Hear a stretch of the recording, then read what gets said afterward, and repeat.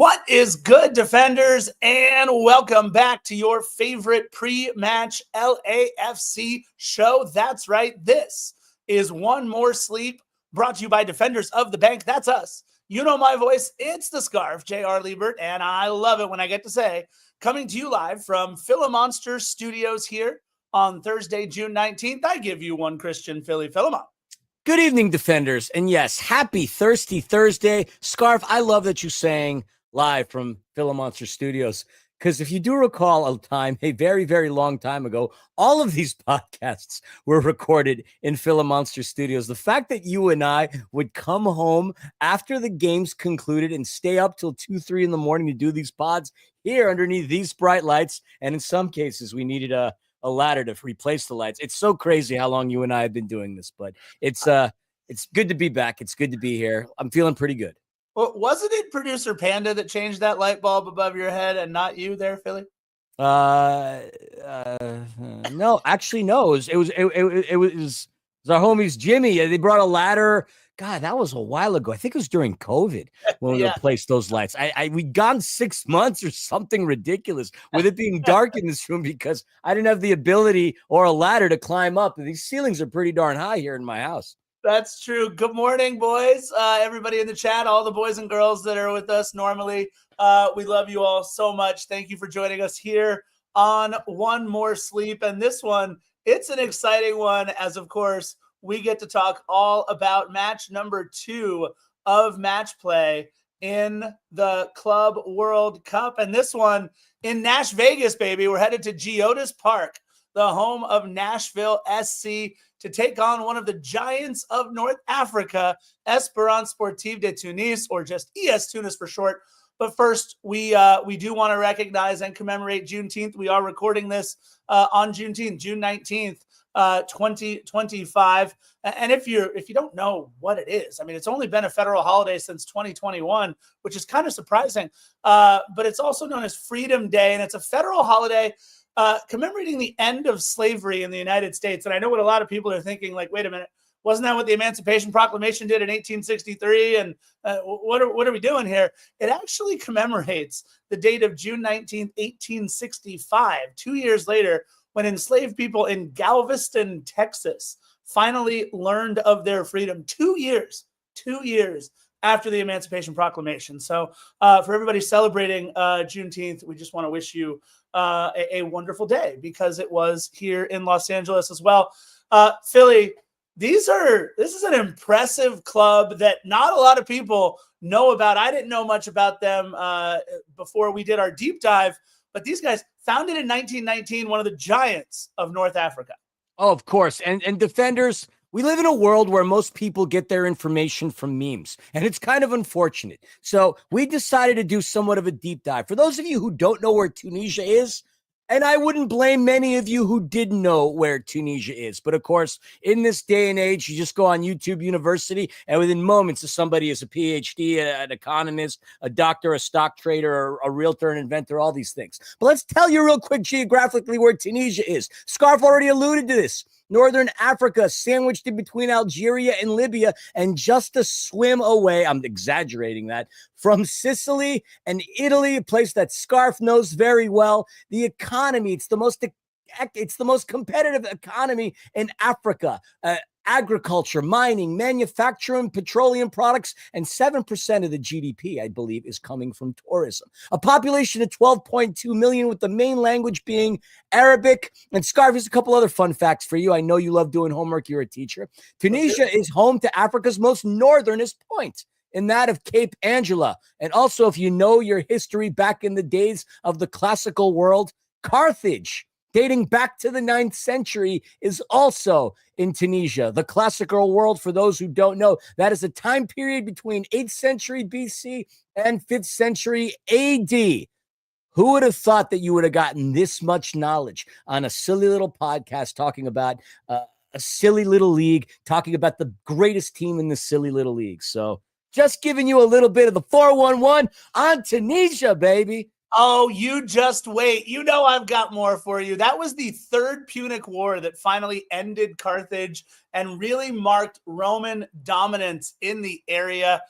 Look, Tunis, Tunisia is one of the world's most beautiful cities, home to incredible architecture and art and museums. Look, destroyed several times over in that Third Punic War. It's those damn Phoenicians, see? Bravo, Jay It Gomez. knows all Bravo. about it. Philly, these guys also, they play in the Tunisian Professional League One, and they are as good as any team that has ever set foot in that division. Do you know the last place team, don't look it up, in this year's Tunisian Professional League One? Scarf, if I don't have the power of asking Google, then no, I don't off the top of my head. It's a little team from a city in Tunisia called Tataouine. And that is all right. You had to throw in a Star Wars reference, didn't you? Absolutely. The very same city where they filmed all the exterior planetary scenes for the, of course, fictional planet Tatooine, home of birthplace of both Anakin and Luke Skywalker. And Philly, one more bit of history, as I know we're very excited to bring you all of these wonderful things. Fluffhead just said next destroyer of Tunisia, Denis Bouanga. I love that so much. One last thing. This will be, Philly, the first match ever between a professional side from Tunisia and a professional North American soccer side, at least the first competitive one in history. That's pretty cool to know that no North American team has ever played a Tunisian team in a competitive match. Yeah. And honestly, like Tunisia just as a nation, you should be appreciative of this because it was your Italians that came over with, because obviously Italy very close, that first introduced the beautiful game to Tunisia. 6 World Cups as a country, 1978, 98, 02, 06, 18, 20, 22. African Cup of Nations on 13 occasions, winning in 2004. And the team that we're about to square off against, and we're going to tell you an awful lot about them, a lot of success in this club's history. Scarf already mentioned the fact, founded in 1919, 106 years ago. Their nickname's the Smiling Ones, and you'd be smiling too if you won 34 championships, and honestly, since 2019 titles, 16 Tunisian Cups, 7 Tunisian Super Cup titles. At the African level, Esperance won the CAF Champions League title 4 times, 94, 11, 18, even in 2019. The CAF Club, 97, 98, the African Cup Winners' Cup, 1998, and 3-time participants in the FIFA Club World Cup in 2011, 2018, 2019, and they made it as high as 5th place. Scarf, a couple more for you, if I may. 3 times, I said that. 3rd on the list in the best African clubs of the 21st century, as indicated by FIFA. And we also would be remiss if we didn't mention their legendary player, Tarek Diab, member of the Tunisian national football team, first national football team from Africa to win a World Cup match. This guy was the Tunisian footballer of the 20th century. But if you think that you're going to see him against LAFC, no. Far too old. And there goes my tangent on Esperance de Tunis. Yeah, look, the thing that y'all need to know is they've won a whole lot in Tunisia and in the African continent. But Philly mentioned it. I mean, they've won the the Confederation of African Football's Champions League. They've won it 4 times. Yeah. They've now played in the Club World Cup 4 times. They are as good as any club that plays in Africa. And all they did last season, like 24-25, the season that we just had, all they did was win their league, win the Tunisian Cup, and win the Tunisian Super Cup. That's the treble. This is a very, very good team. But surprisingly, Philly, we got an interesting group in terms of how you qualify to get here. Chelsea got here by winning the Champions League 4 years ago. I'm just saying, Esperance got here without winning anything at all. Literally, they did so without winning a major tournament. ES Tunis qualified on their CAF ranking, which again is CONCACAF, but for African teams, consistently performing well in the African Champions League, for the last 4 seasons, but they didn't win anything. It's just really interesting to see the way that these clubs qualified. Look, I guess we're in the mix too, right? It's an argument about Chelsea, Scarf. I hear you, but we won without winning anything, right? We didn't win a major tournament, I guess, to get in here. No, we got there because of a technicality. We have to thank Grupo Pachuca for that. So we don't have anything to say or any ledge to stand on because our entry into this FIFA Club World Cup doesn't come off the merits of anything other than technicalities and luck. I'm with you. And I want to say hi to Morad Ortani in the chat. Looks like we have an Esperance supporter. There we go. The smiling ones are smiling upon us in the chat. This is good. And look, and by the way, it's the other fun one they have is the blood and gold. I love that nickname. Yes, that's another one. Look, we obviously know what happened in our last match. We lost 2-0 to a very tough Chelsea side. They lost 2-0 to a very tough Flamengo side. And honestly, it was rough sledding for Esperance in this match. Just 31% possession, just 2 shots on target, a 0.24 SG. Look, I'll be honest. I rewatched the entire match. I didn't watch it all live. But how do you have the time to do this between running a summer camp, taking things at the house? How do you do this? Like, when do you sleep? I mean, that's the thing. I have to trade something for it. So it's usually sleep. But I will say, they looked susceptible to some crosses. They picked up a couple bad yellows. They had a great run of possession after about the hour mark for like 6 or 7 minutes where they really put Flamengo on their heels for a little bit.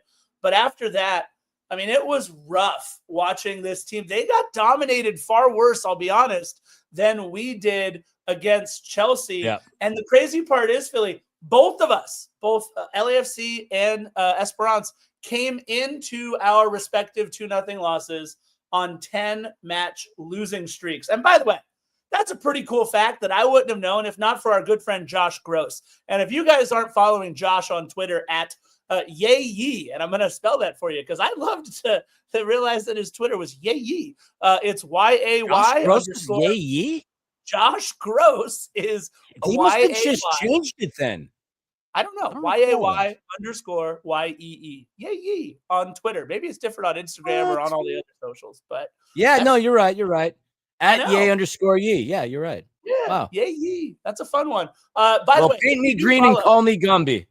Hit up Josh. Tell him that Defenders of the Bank sent you, and we say hi. So I love this. We got a lot of Tunisian fans in the chat tonight. This is really cool. And Philly, this is very cool. One last thing for me. This is a little bit of a mismatch in terms of transfer market value for ES Tunis, as we are double-ish the amount of euros that ES Tunis is worth. So they might be looking at this as a little bit of an underdog matchup. Certainly the betting sides have this as an underdog matchup. This is going to be a really fun matchup, Philly. I completely agree. I mean, going through like the players that they have on their team, of course, we're going to talk about Yusuf Baleli. You had a very convincing look against Flamengo. This is a team that has won consistently. As we mentioned, 19 times since the turn of the century. They're one of the best teams in Africa, period. This isn't going to be a walk in the park, despite what Vegas may say, the critics or whatnot. Tunisians can play football. There's no question about that. We see as a national team their run coming into the last several World Cups. So this should be one that we can't overlook. Everybody I know is excited to catch the Flamengo game. But in order to get to that game, we've got to get through this one. And this isn't going to be an easy contest. There is no team other than the team possibly from New Zealand that Bayern scored 10 on, which has players that have day jobs and play football on the side. That might be the only team that I would say we would have a lopsided opportunity against. But in this case, this is going to be an interesting competition. And a one that I'm certainly looking forward to on a Friday at 3 p.m. And God, I wish I was in Nashville. I don't know if Ruben's in the chat. He sent me a photo. I guess he was at, I don't know, a supermarket or a liquor store or something. He sent me like a pallet with all this Topo Chico on it. And all I wanted to do was jump in it head first, diving like Scrooge McDuck would in his money bin. Yeah, this is definitely a big one. I do want to also give a quick shout out. I believe it's Kappa, the company Kappa. Love the logo. Who makes their home kit. And according to none other than The Athletic, their home kit out of all the 32 teams that are playing in the Club World Cup was ranked number one out of all of the kits playing. It is a red and yellow striped kit with a black collar for all of you collar haters out there. The number one kit as ranked by The Athletic. And look, I could think of no person that Esperance might want leading this team other than head coach Maher Kanzari. The dude was born in Tunis, Tunisia. He played for ES Tunis for 3 or 4 seasons. He's on his 3rd stint managing ES Tunis, and he left their big rival to come manage them this year. We do have an update on you, Nathan Ordaz, in the chat. You are unavailable for tomorrow's match. Also, according to at @yay_ye, Josh Gross, our good friend. But this is such a fun matchup. And look, this club only lost twice in their entire league season. They are very, very, very good. They do have a couple of guys. I know Philly is going to talk about their best player. I'm going to talk about a different player. So we just want to give you guys a couple people to watch before we get into our players to watch, as this isn't like an MLS side who we see 2 or 3 times a year. They do have 3 double-digit goal scorers on the year.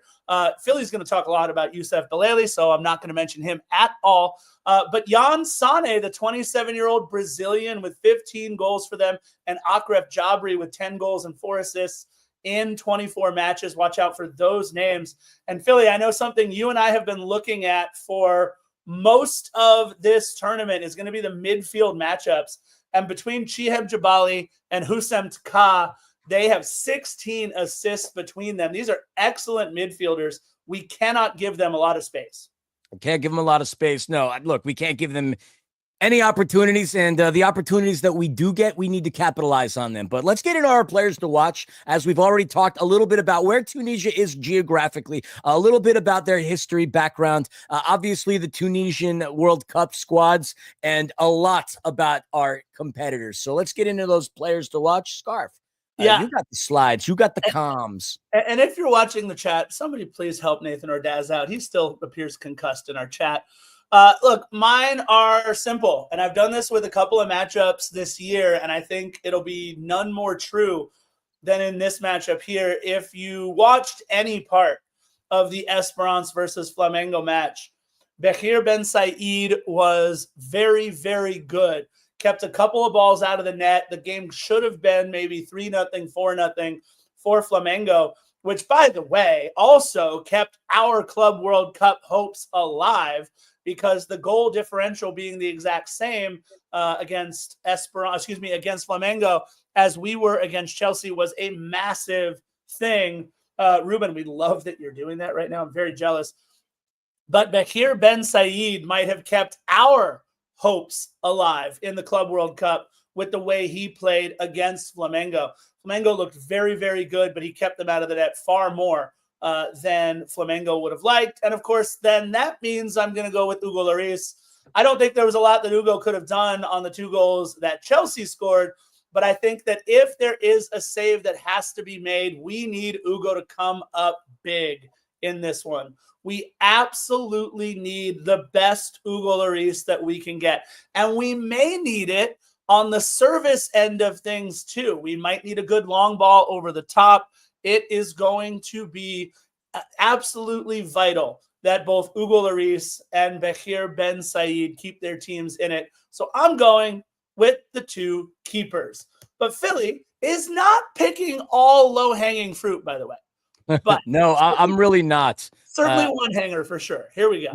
All right. Well, if you're, let's put it this way. I'm a man that every once in a while likes to look up to the heavens and see signs that are telling me what to talk about or what to indicate. I've often chose Denny the Destroyer because LAFC's entire offense flows through Denny for the most part. I mean, 80+ goals in all competitions since he's joined LAFC. No question that a lot of the attack is going to come from Denny Bouanga. But my reasoning for Igor Jesus is so simple, Scarf. It's so simple. I just came back from the Rose Bowl where I watched Botafogo defeat PSG. And the goal scorer in that game for Botafogo was Igor Jesus.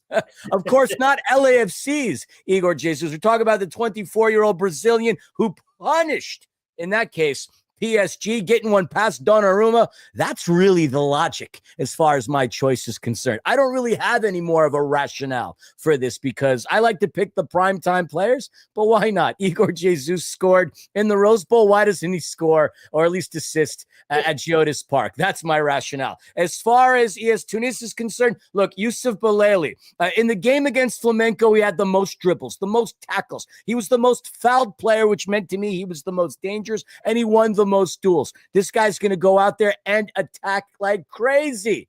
An Algerian international with 57 caps to his name, almost 250 club appearances across his entire career, 81 goals, African Interclub Player of the Year 2019, FIFA Arab Cup Silver Ball 2021, FIFA Arab Cup Team of the Tournament 2021, and the only knock on this man's illustrious career was in 2015 when he got popped by the Confederation of African Football for 2 years for having tested positive for cocaine during an anti-doping control. But that was almost 10 years ago. This is the guy who I think is going to be the one to watch on ES Tunis Esperance because of just the way he plays. I've seen highlights. This guy scored some bangers in his career. He's in his early 30s, and he's going to come out strong and aggressive just the way he did against Flamenco. He punches that one in around the hour mark against Flamenco. Now we're looking at a completely different game, but he's my player to watch. His highlight reel is pretty darn fun and interesting.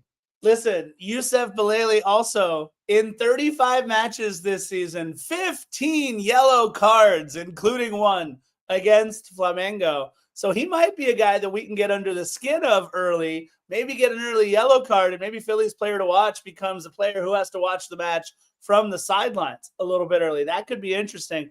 But all the guy did, you're right, this season, Philly, is 34 goal contributions in 35 matches. Dude, and the fact that he got popped for cocaine means the guy likes to have fun and throw down too. And who knows? Maybe in Nash Vegas, the temptations are around the corner for him. Who knows? I say that tongue in cheek. He's going to be must-see TV. We're definitely glad this game is in Nash Vegas for him. We'll see. And yes, cue Rick James for sure on this one. Look, my keys to the match are pretty simple.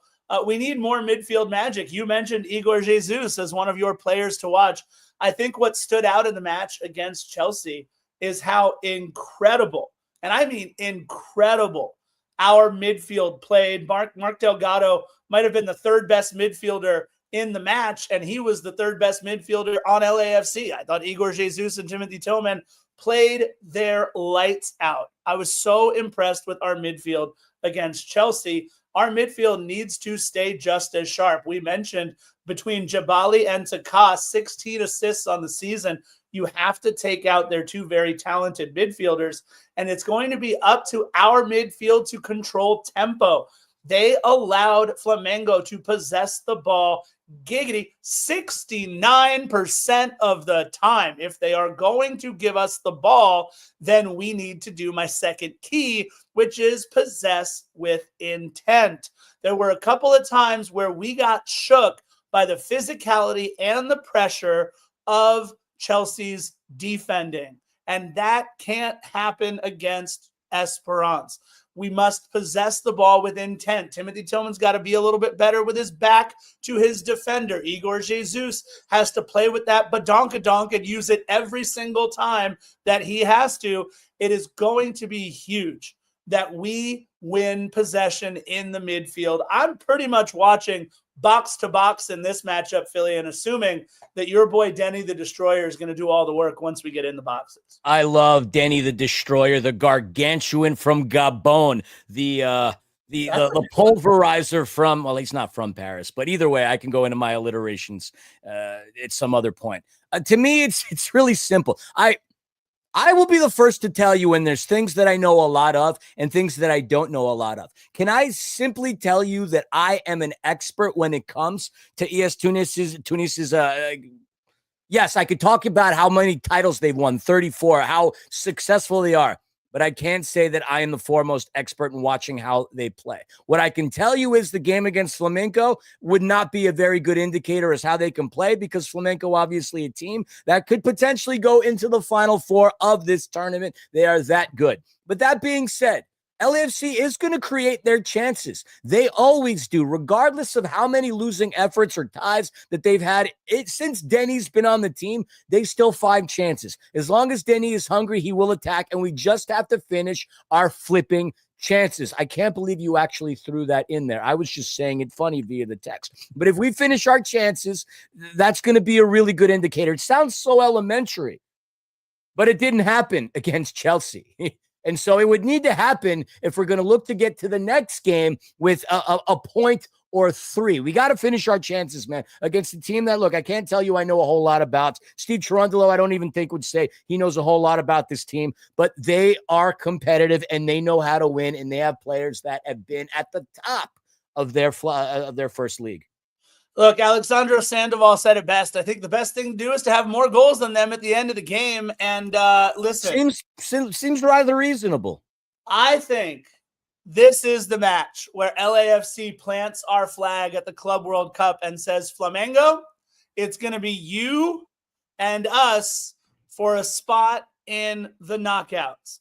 I think this match is going to be the most important match that Steve Cherundolo will ever coach, or has ever coached, I should say. And I think he is going to pull all the right strings.